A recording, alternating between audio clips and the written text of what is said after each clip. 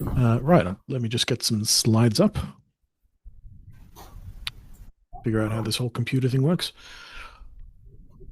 Hmm. So today I've got uh, there we are.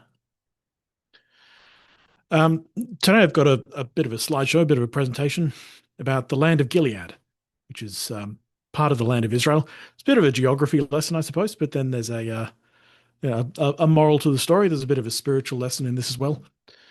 So I was reading in the books of Kings and Chronicles, or earlier than that, about the story of Israel's conquests of the land of Canaan. And I was quite surprised when I was reading it to find that after they had initially approached there and the spies had gone out, they only actually wandered in the wilderness for 38 years before they started settling down in this land of Gilead. We see this in Deuteronomy chapter 3, verse 13. I think this is Moses speaking. It says, "Now rise up," said I, "and get you over the brook Zered." And we went over the brook Zered, and the space in which we came from Kadesh Barnea until we were come over the brook Zered was 30 and 8 years, until all the generation of men of war were wasted out from among the host, as the Lord sware unto them. Now, this picture that I've got up on the screen at the moment is not the brook Zered. It's a different brook. It's called Jabbok, but it's in the same area. It's in about the same place. And this was the border of the land of Gilead. So this is the area that we're looking at. And if we take a look at it on a map, just here, I've outlined in red where the land of Gilead is. So Israel is this kind of very very tall, thin sort of nation, very, very vertical, um, kind of bounded between the Jordan River and the Mediterranean Sea. And that's what we generally think of as being Israel. But then we've got the land of Gilead as well, where two and a half tribes ended up staying, and that was on the other side of Jordan, on the far side of Jordan. Now, crossing the river Zered, which I mentioned before, kind of brought them into this area around here. It's the land of Gilead. Now, this country was inhabited by the Moabites and the Ammonites, and those were two countries that were also Hebrew nations, just like the Israelites. In fact, they were quite close relatives of Israel. They were the children of Abraham's nephew Lot. So culturally speaking, it's like if Israel was America, then the Ammonites and Moabites are Canada. They look the same. They have the same traditions and values. They kind of speak the same language almost. Um, and while things started out pretty well between them, it didn't take long for the relationship between Israel and the Ammonites and Moabites to sour quite badly. And over the next couple of years, they spent 38 years getting to there, and then the next 2 years they basically wiped out the Ammonites and Moabites, took all the cities and settled in that region up there. And when they were finished with that sort of 38 years and 2 years, the 40 years was done, and then they crossed over the Jordan into Canaan proper, which you can see on this map over here.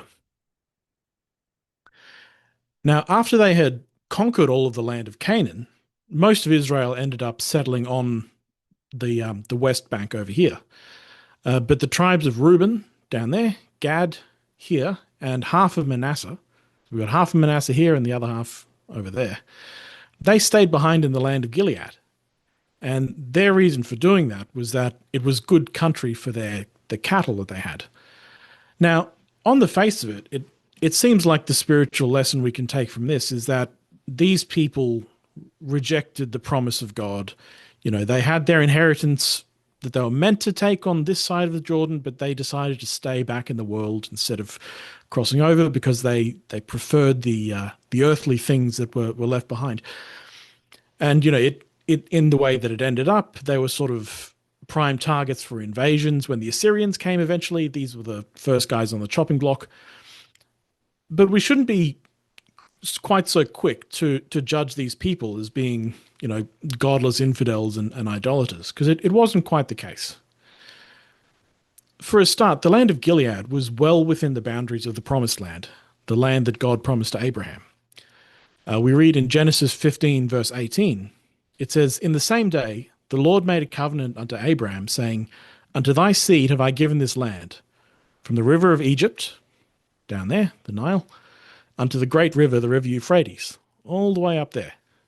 All that belongs, well, was the land promised to Abraham and his seed. And within that, that's where Gilead is, and that's where Canaan is. So by no means were they outside of the promised land. They were well within it, and they were inheriting the land that God had given to them.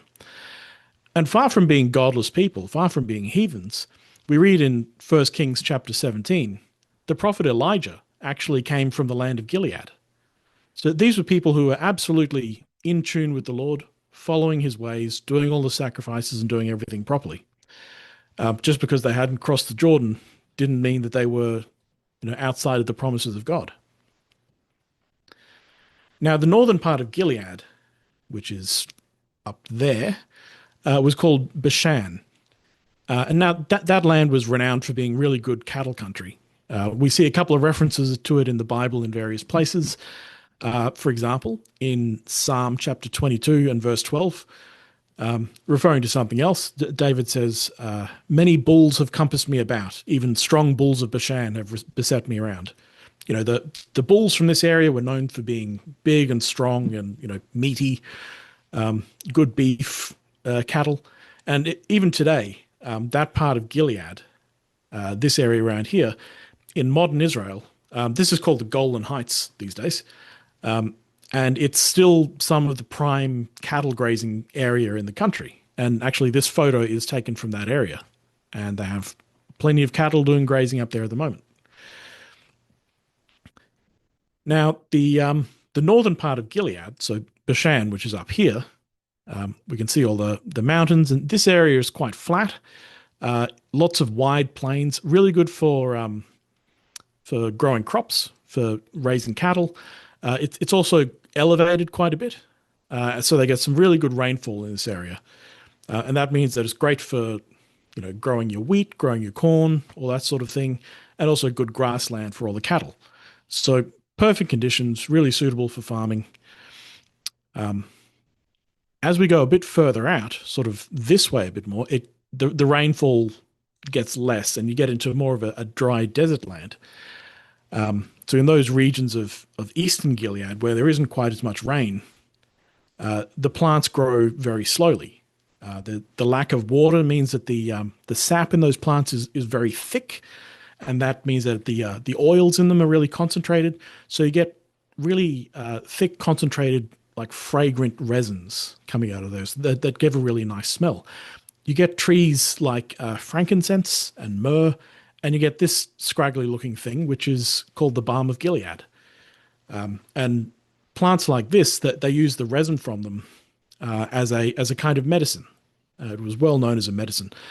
So this was a substance that's been known about since ancient times. In the book of Genesis, chapter 37, there's a time when Joseph is sold by his brothers to some traveling Ishmaelite traders.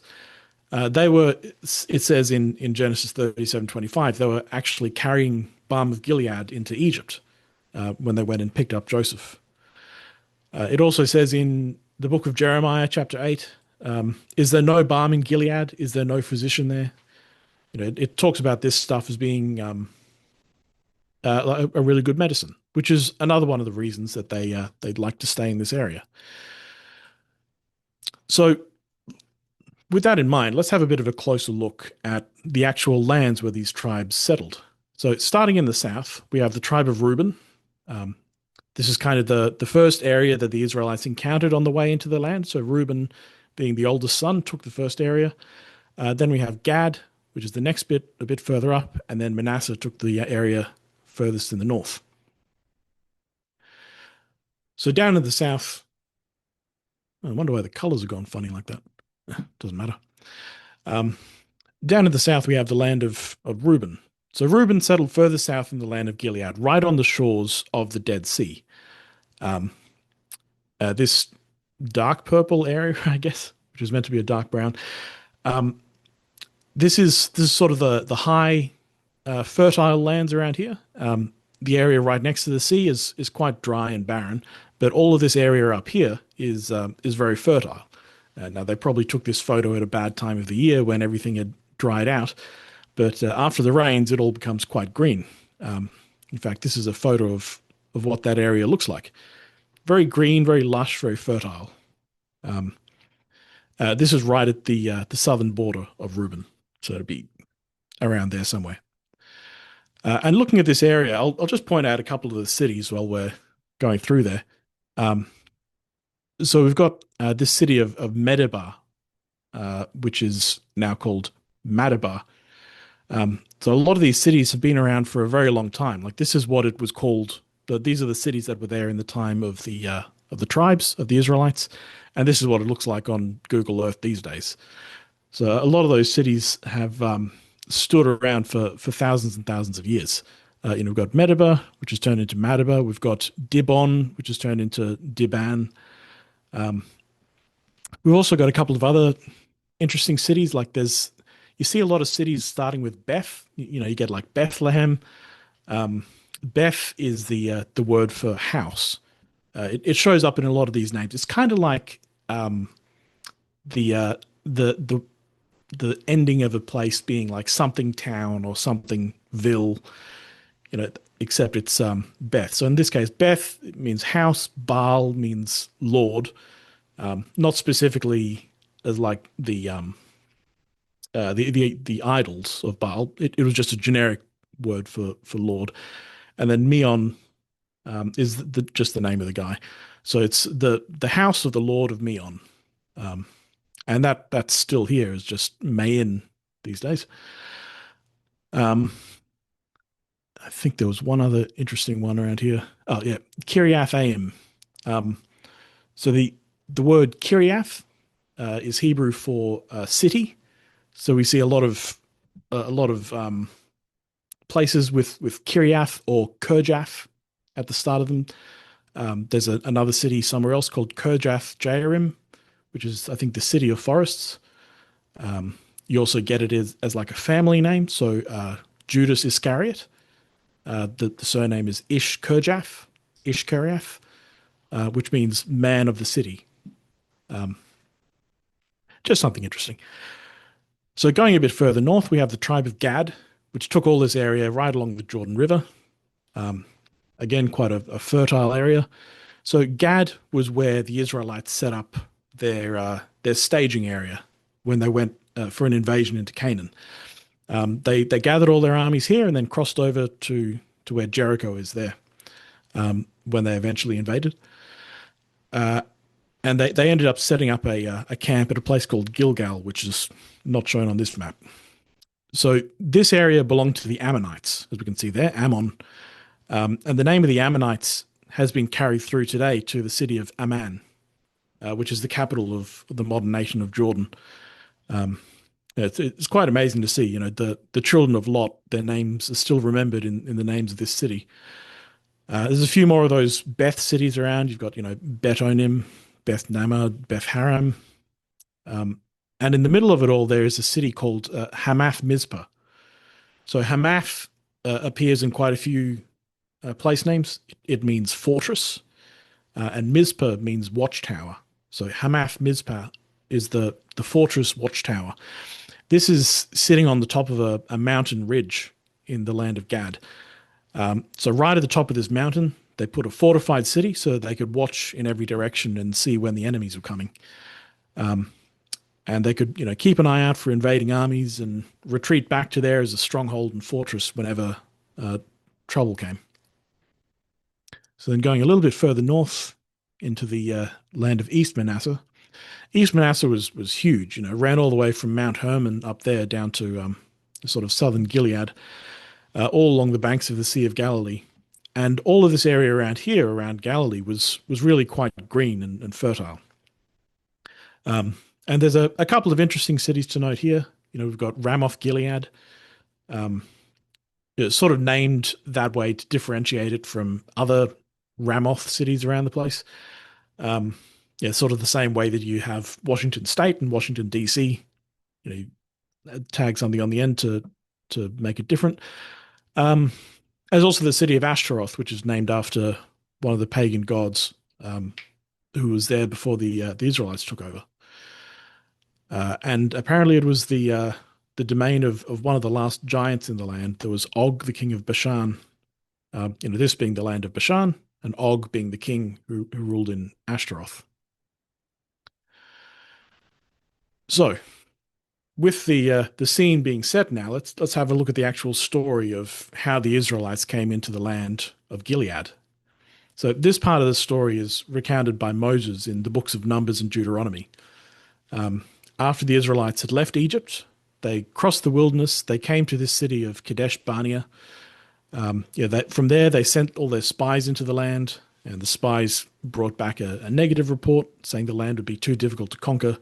So they ended up wandering around in the wilderness for 38 years before they eventually got into this area. Uh, so Deuteronomy chapter 2, you can turn there in your Bibles if you like. Deuteronomy chapter 2, just the first few verses there, says, Then we turned and took our journey into the wilderness by the way of the Red Sea, as the Lord spake unto me. And we compassed Mount Seir many days. So that's right there. Mount Seir was kind of the stronghold of the Edomites, which were the children of Esau. So Israel's brother, basically. Israel was Jacob, Edom was Esau. So the Edomites were very, very closely related to the Israelites. If the Ammonites and Moabites all spoke the same language as them, the Edomites definitely did. We compassed Mount Seir many days.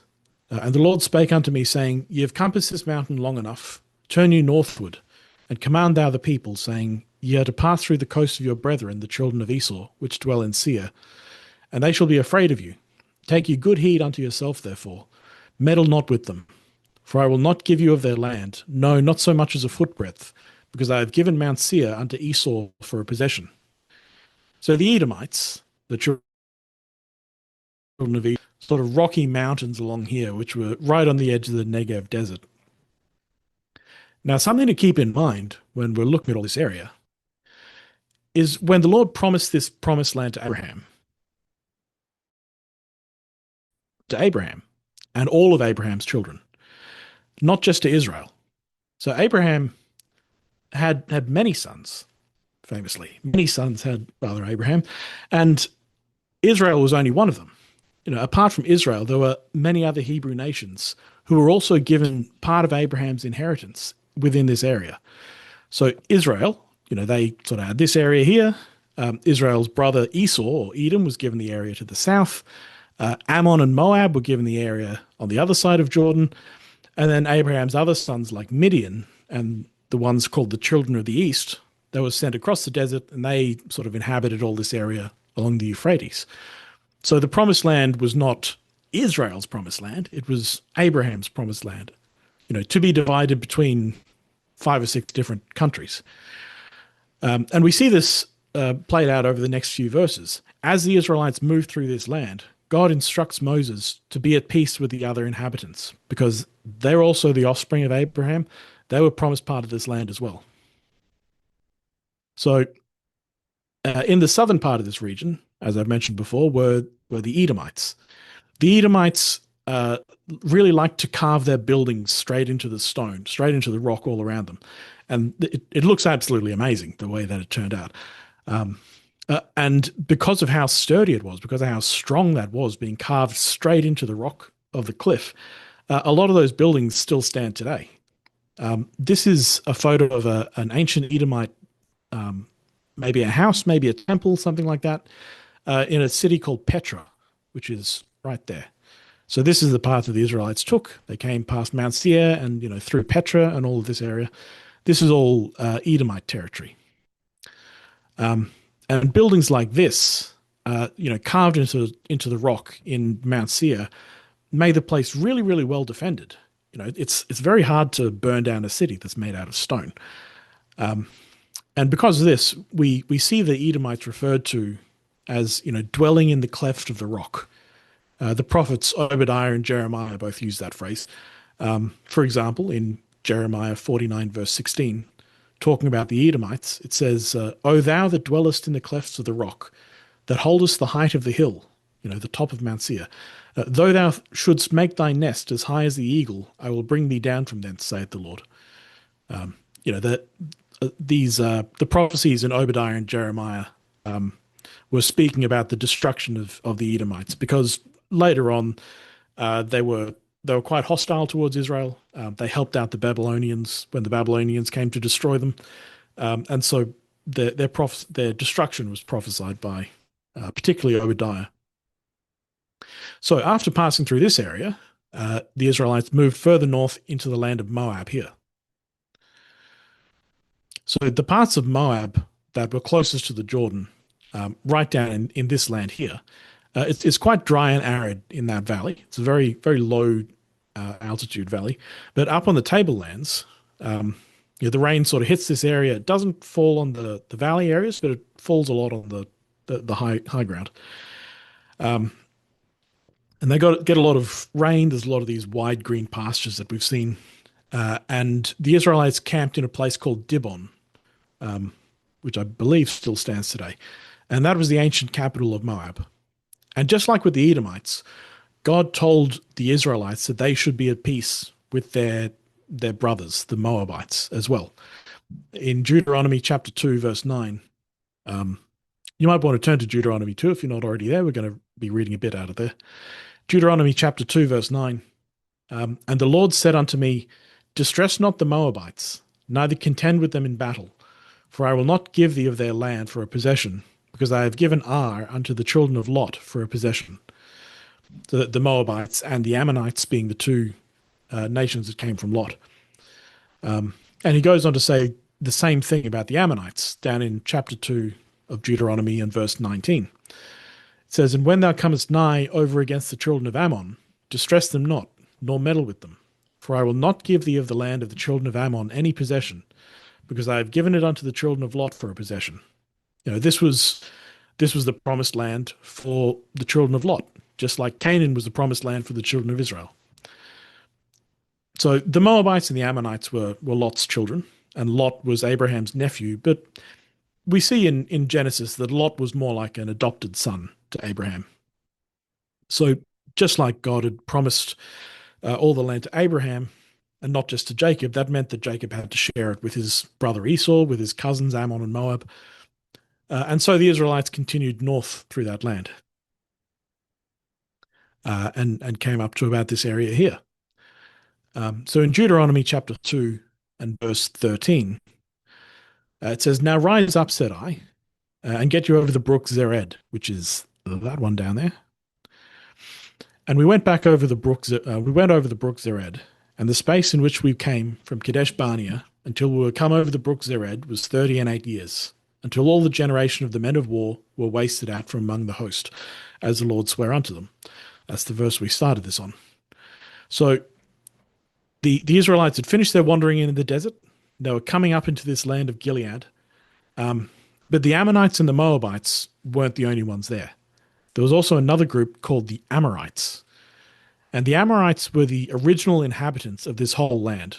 You know, the Canaanites were sort of a subgroup of the Amorites. And so the Amorites sort of inhabited all of this area around here. Like Og, the king of Bashan, was an Amorite king, and all that sort of thing. And the Amorites had their capital in a city called Heshbon, which is right there. So as the Israelites were making their way through the land of Ammon and Moab, they passed right by Heshbon. And in Deuteronomy 2, verse 26, it says, and I sent messengers out of the wilderness of Kedemoth unto Sihon, king of Heshbon, with words of peace, saying, let me pass through thy land. I will go along by the highway, and I will neither turn unto the right hand nor to the left. Thou shalt sell me meat for money, that I may eat, and give me water for money, that I may drink. Only I will pass through on my feet. So Moses gave him the same fair deal that he'd given to the other Hebrew nations. And he didn't have to do that. The Amorites were not relatives of the Israelites, not at all. But in spite of that, Moses sort of had the integrity to say, we're being fair to the Moabites, we're being fair to the Ammonites, we'll be fair to the Amorites as well. And this was a really good deal that he was giving. Usually in those days, when an army went marching through another country, just the standard operating procedure would be to send out raiding parties to go and, loot and pillage everything all around the place, steal food and supplies for the nearby towns and villages, take all their cattle, steal all their crops, all that sort of thing. So when Moses said that they'd stick to the road and pay a fair price for any food and drink that they were going to buy from the people around them, only the things that they would be offered and sold, they were being incredibly well behaved by the standards of the day. But in spite of this, the Amorites didn't want to have a bar of it. In Deuteronomy chapter 2, verse 30, we get the reply. It says, "But Sihon, king of Heshbon, would not let us pass by him. For the Lord thy God hardened his spirit, and made his heart obstinate, that he might deliver him into thy hand, as appeareth this day. And the Lord said unto me, Behold, I have begun to give Sihon and his land before thee. Begin to possess, that thou mayest inherit his land." By that statement alone, this area that belonged to the Amorites, this was given by God to the Israelites as part of their inheritance. Just because it was on the other side of Jordan didn't mean that it wasn't part of their promised land. So the tribes that remained behind were absolutely within the promised land, within the inheritance that God had given to them, in obedience to the will of God.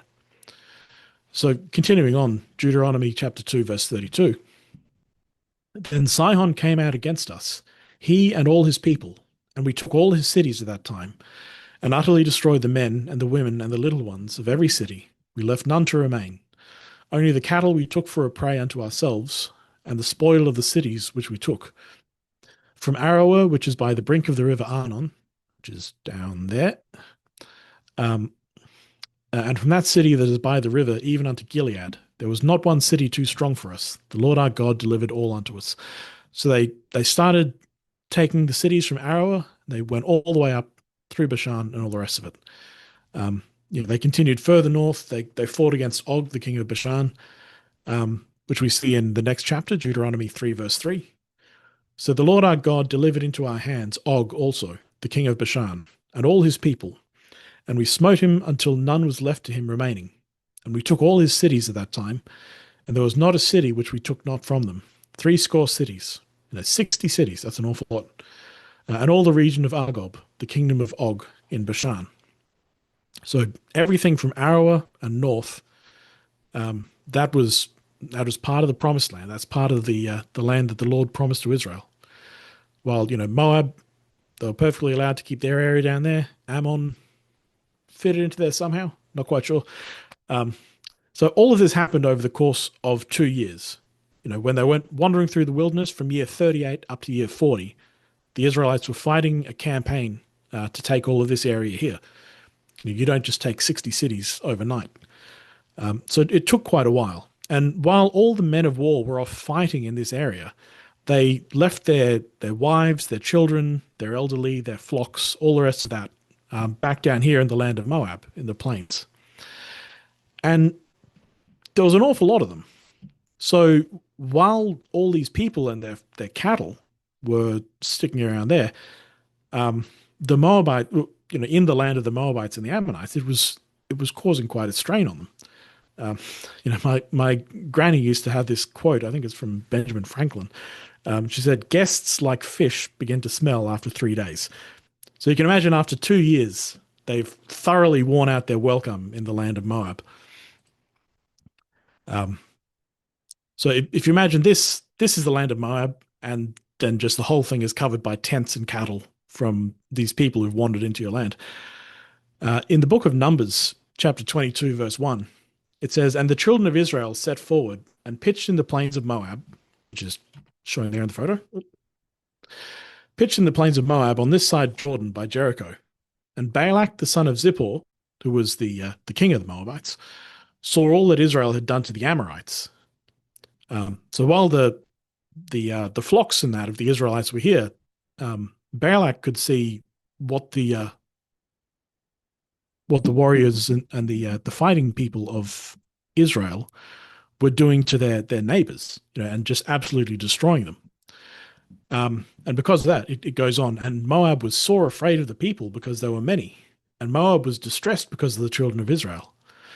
And Moab said unto the elders of Midian, Now shall this company lick up all that are round about us, as the ox licketh up the grass of the field."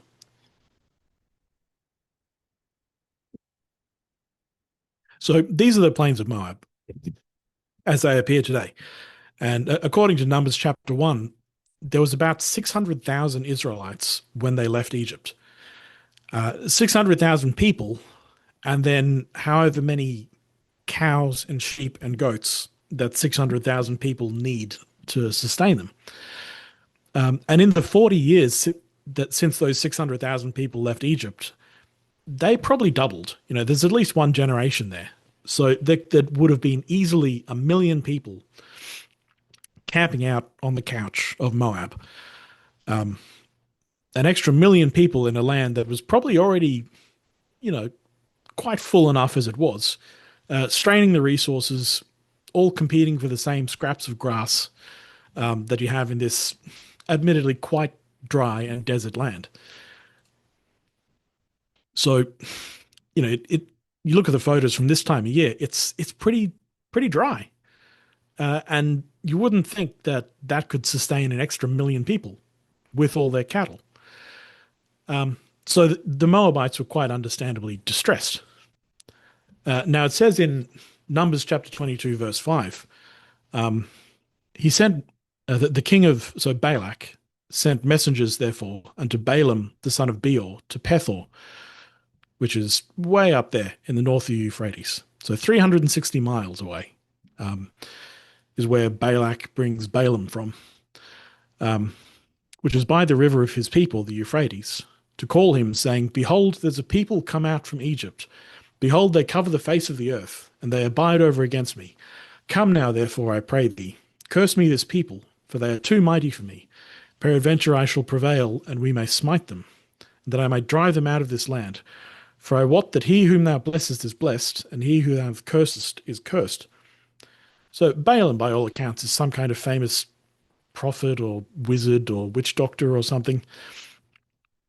It From the way he's described in Numbers, it seems like he's on speaking terms with God somehow, and understands that he does have to play by God's rules when he's doing this.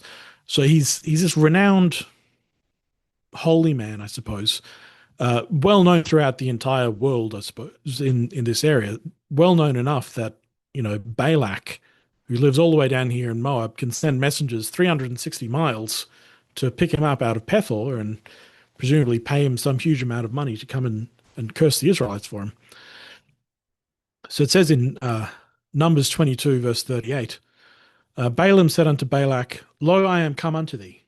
Have I now any power at all to say anything? The word that God puts in my mouth, that shall I speak. So even though he's a bit of a strange, kind of witchy, occulty fellow, it seems like it seems like perhaps God is not the only spirit that he's talking to here.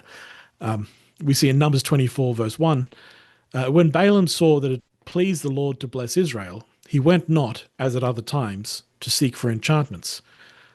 He didn't turn to all of his other witchcraft that he traditionally used. So it's a very strange situation here, but the Lord will do as he will and can and will use anybody to advance his purposes, it seems. Even this strange occult witch person, Balaam.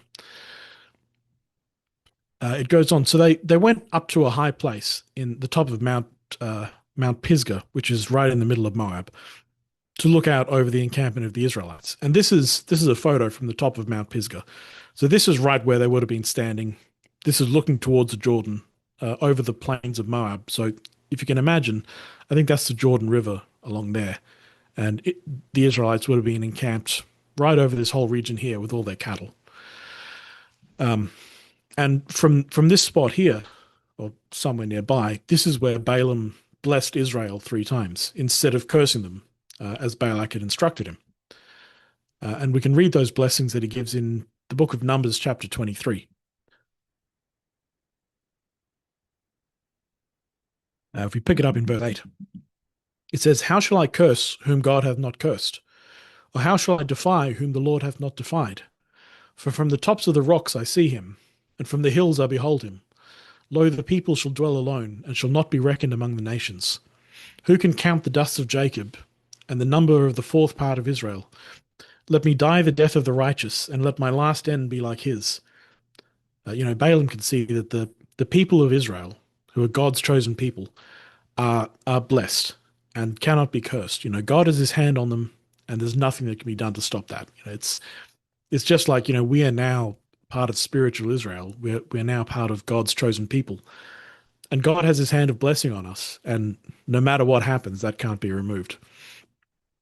He'll always bless. No one can curse what God has chosen to bless. A bit further down in verse 19, he says again, God is not a man that he should lie, neither the Son of Man that he should repent. Uh, that he said, and he shall not do it, or hath he spoken, and shall he not make it good? Behold, I have received commandment to bless, and he hath blessed, and I cannot reverse it. He has not beheld iniquity in Jacob, neither hath he seen perverseness in Israel. Which is really a wonderful thing to hear. It's the Lord sees us in the same way. And Jacob was full of iniquity and perverseness, and yet it says here, he has not beheld iniquity in Jacob, neither hath he seen perverseness in Israel. It's just like how when the Lord fills us with the Holy Spirit and grants us, the forgiveness of sins, he no longer beholds iniquity in us and no longer sees, our shortcomings. The Lord his God is with him, and the shout of a king is among them. God brought them out of Egypt. He hath, as it were, the strength of a unicorn. And then the third blessing he gives is in chapter 24 and starting in verse 5. He says, How goodly are thy tents, O Jacob, and thy tabernacles, O Israel. As the valleys are they spread forth, as gardens by the river's side, as the trees of lign aloes which the Lord hath planted, and as cedar trees beside the waters. He shall pour the water out of his buckets, and his seed shall be in many waters. And his king shall be higher than Agag, and his kingdom shall be exalted. Agag was a very powerful Edomite king who existed at the time. His king shall be higher than Agag, and his kingdom shall be exalted. God brought him forth out of Egypt. He hath, as it were, the strength of a unicorn. He shall eat up the nations, his enemies, and shall break their bones, and pierce them through with his arrows. He couched, he lay down as a lion, and as a great lion, who shall stir him up? Blessed is he that blesseth thee, and cursed is he that curseth thee. It's this testimony of like this wonderful protection and strength that the Lord has on his people. Yeah, and that applies to us as well. Blessed is him that blesses thee, and cursed is him that curseth thee. So not long after this, after all this blessing is given, Israel started their invasion of Canaan. They moved on from the land of Moab, and they into the sort of stage in the land of Gad, crossed over to Jericho, as we can see here. They crossed the Jordan and started taking all the Canaanite lands there. And by this time, the tribes of Reuben, Gad, and Manasseh had already decided that they were going to take their inheritance from the land that was east of Jordan. They were going to leave all their possessions behind. And in fact, while all this fighting was going on in Canaan, all the rest of the cattle and the children and the women and everyone else who couldn't fight stayed behind in this land and in the cities, while the fighting men went on to Canaan. So this was, for this duration of the campaign, this was kind of the safe haven that they had. This was the foothold they had. And it was a safe area that they lived in for many years before the rest of Israel decided to cross over the Jordan into Canaan. So in Numbers chapter 32, verse 1, we pick up this part of the story. Now the children of Reuben and the children of Gad had a very great multitude of cattle. And when they saw the land of Jazer, the land of Gilead, that, behold, the place was a place for cattle. And the children of Gad and the children of Reuben came and spake unto Moses, and to Eleazar the priest, and unto the princes of the congregation, saying, The country which the Lord smote before the children of Israel is a land for cattle, and thy servants have cattle.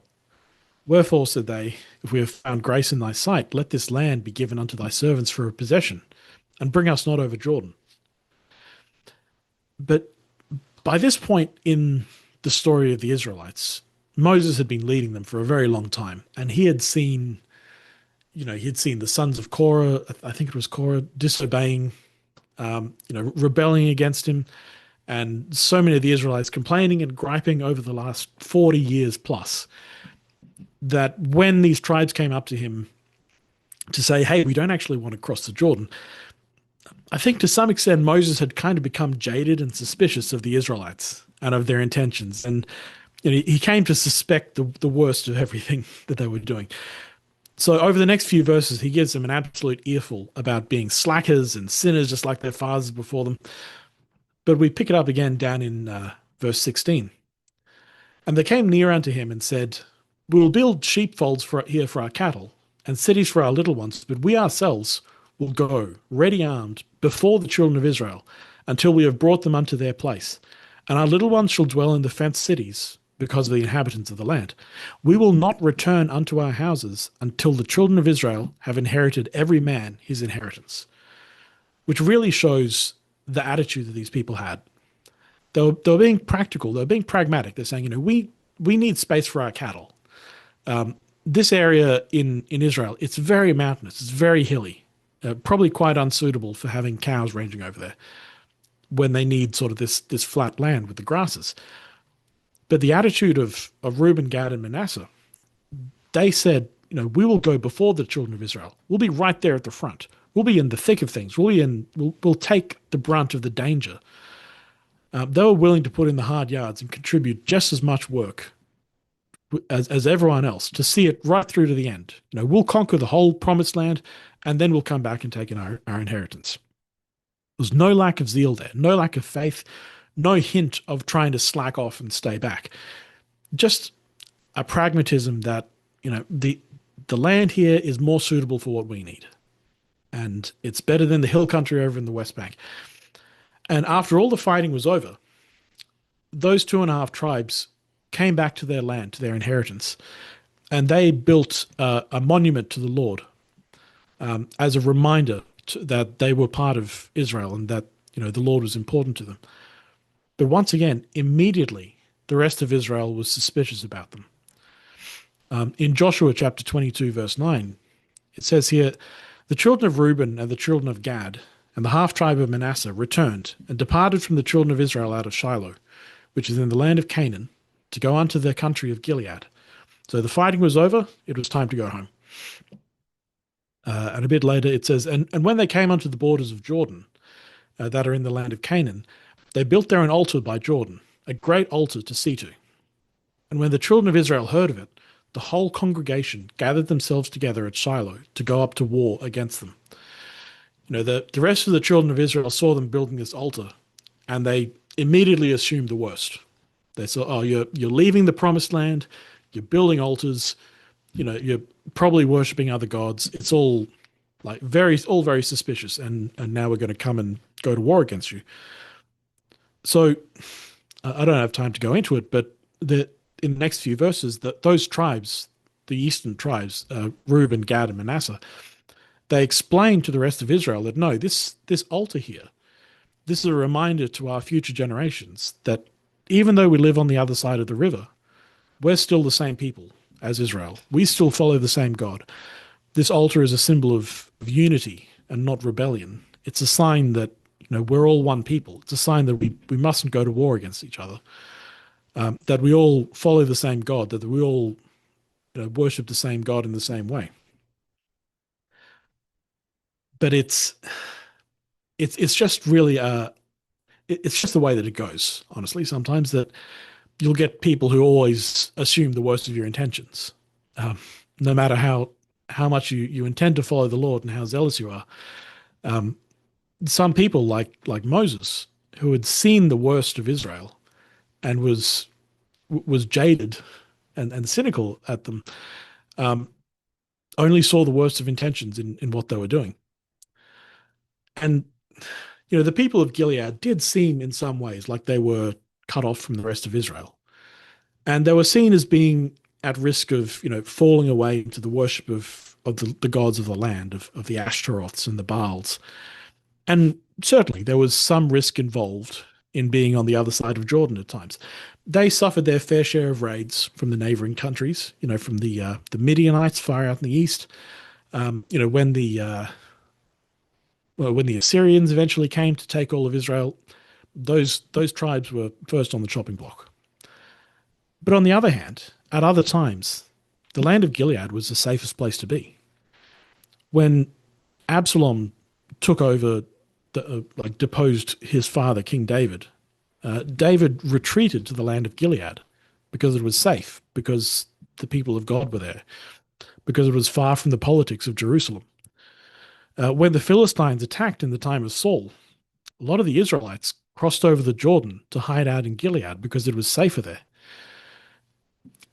And I think there's a good comparison to be made between the land of Gilead and small, isolated little assemblies like the ones that we have here in the United States, like the like Athens over in Georgia, or here up in Seattle, and even the small, isolated offshoots that zoom in, like me here in Rhode Island, or the Niznanskis up in the North Pole somewhere, and all the other folks who are scattered all over the place. We're still spiritually part of the same church. We're still part of the tribes of Israel. We're still worshiping the same God. We're still spiritually in the same promised land, having received the Holy Spirit, having entered into the kingdom of God that He's promised us. Before I moved over here, I talked to a married couple who'd lived out in the middle of the Australian outback in a little town called Woomera for several years, far outside of the fellowship. And they told me something really important. They said the isolation in places like this makes you realize that the responsibility for your salvation is yours and yours alone. When you're out there on your own, there's no pastor nearby to whip you into shape. There's no saints around to keep you accountable. It all comes down to you and God, which is the way that it is anyway. Being surrounded by 1,000 saints at a Carricklinga camp is not going to bring you salvation. And on the other hand, just because you're in a small assembly, far from Jerusalem in the land of Gilead, doesn't make you any less saved. The prophet Elijah came from the land of Gilead, and he traveled all the way to the capital city of Samaria to correct King Ahab and to bring the word of God from there, because the people in Samaria had forgotten the word of God. Because when it comes down to it, whether you're sitting in the front row at the Vogue or whether you're dialing into a Zoom call from somewhere out in the middle of nowhere, your salvation is always a personal relationship between you and God. And I'd like to leave it there.